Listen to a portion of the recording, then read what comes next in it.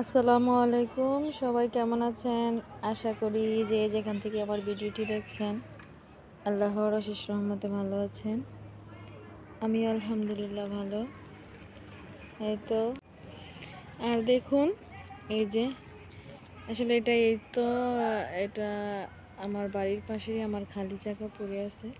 এখানে পানি ছিল, বৃষ্টির পানি অনেক দিন জমে, তাই কোনো গাছ লাগানো হয়নি। তো কলা গাছ আছে, আম গাছ, আসলে এইদিকে অনেক গাছ ছিল, মরে গেছে। আর এই তো পানি, এই পুকুরের পানি এতদিন এখানে ছিল, এখন পানিটা শুকাইছে, সেই জন্য এই তো আমি এই জায়গায় সিম গাছ লাগাইছি।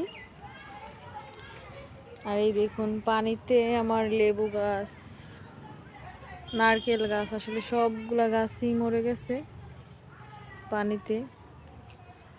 এদিকে অনেক পানি, এই পুকুরের পানিটা এখানে উঠে যায়। এদিকে আমার পুঁই শাক গাছ ছিল, মারা গেছে। আর এই তো আসলে লাউ গাছটা আমার,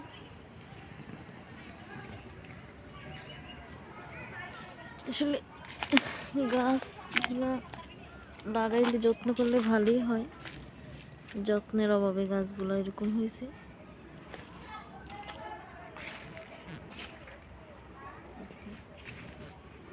এখানে আরেকটা লাউ গাছ।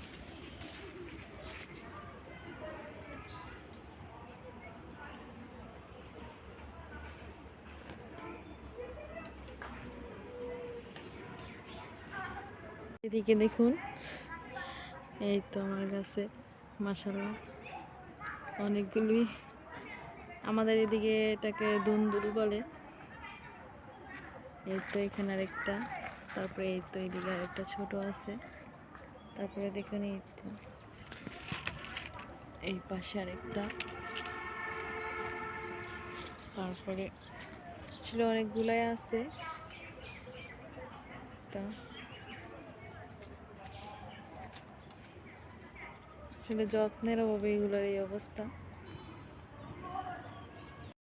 আর এই তো এদিকে দেখুন, আসলে এখানে একটা ক্যারেটের মধ্যে আমি কিছু মাটি রাখছিলাম গাছ লাগাবো বলে। আর সেইখানে এই লাল শাকের সাথে দুইটা মরিচের চারা আসছিল বাজার থেকে আনা, এই চারাগুলো আমি এখানে লাগাইছিলাম, যত্ন নিয়ে মাসাল্লাহ চারাগুলো খুবই সুন্দর হয়েছে। আর এইদিকে দেখুন আরেকটা গাছ, এটা কি গাছ আমি জানি না, আমার ভিডিও দেখে যদি কেউ বলতে পারেন প্লিজ কমেন্টের মাধ্যমে আমাকে বলেন এটা কিসের গাছ।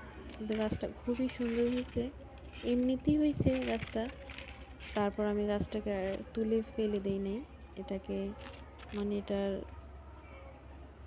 ইয়ের জন্য একটা গাছের ডালা দিয়ে দিছি, যাতে ডালাটাতেও সুন্দরভাবে হতে পারে, বড় হতে পারে।